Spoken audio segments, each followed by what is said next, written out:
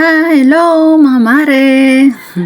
Panggabi pa yung pasok ko mga mare, kaya ayan, nakapaglaba ako. For today's video is maglalaba, tutulungan si GM sa kanyang project at magluluto ng hapunan bago pumasok sa work.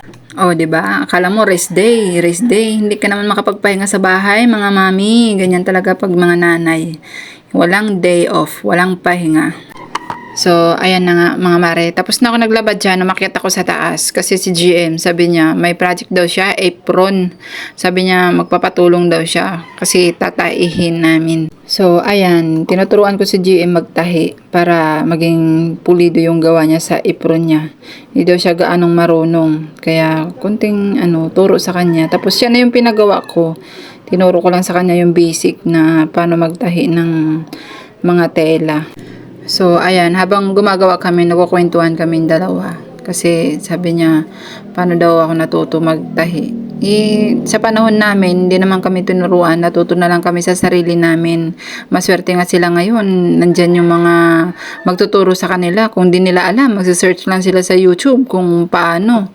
Kung mga assignment nila, yung mga project nila, saglit na lang ngayon mga mare.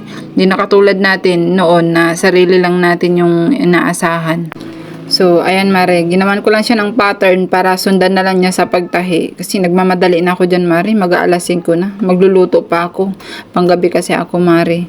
Ayan, nakita nyo mare, yung tanim kong kamote at saka ng kangkong. Nakita nyo dati yung pinus ko, nung tinanim ko. So, ayan na siya, malago na siya. Pwede na siyang pakinabangan. Kaya kumuha ako kasi pansasahog ko sa lulutuin kong isda. Sinabawang isda na yung isda ba yung bilong-bilong.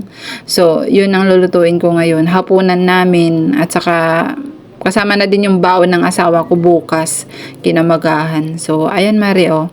Yan yung isda. Magagayat muna tayo ng mga rekado para habang nagpapakulo tayo ng tubig. Nagmamadali na ako dyan mare kasi anong oras na. Naku, hindi ako pwedeng malate. Lalo sa briefing namin. Diyos ko.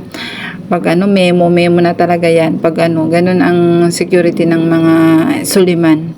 Talagang disiplinado. So, ayan na, mare. Nilagay ko na lang mga rekado. Sinabay ko na rin yung isda. Tapos, maya-maya, yung dahon. So, ganyan lang yan kasimple. Lagi naman tayo nagluluto ng mga ganyan. Very basic na lang yan, mga mare. Pakulo-pakulo lang yan. Timpla.